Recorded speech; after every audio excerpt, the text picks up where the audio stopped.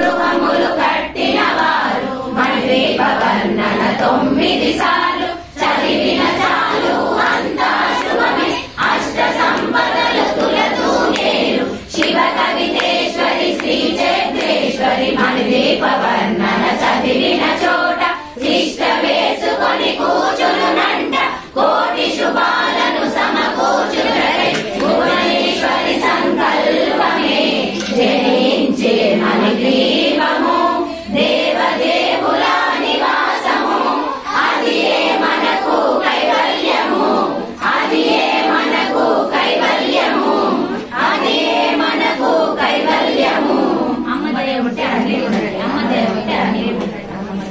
14 లోకాలకు పరంజ్యోతి మణిదీప నివాసి పరమేశ్వరిని 9 విధాలుగా కీర్తించుకుంటకు 9 దోహులతో ఈ స్తోత్రం రాయబడింది. అమ్మకు నవసంఖ్య ఇష్టం కాబట్టి దీన్ని 9 మార్లు పర్యాయంలో ప్రతిరోజు చదివినా ప్రతి మనిషి తరించవచ్చు.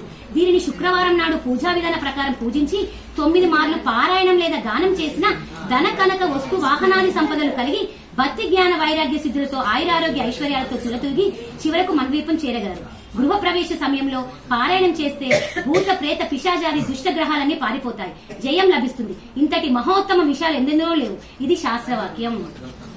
లలితా మాతాకి జై.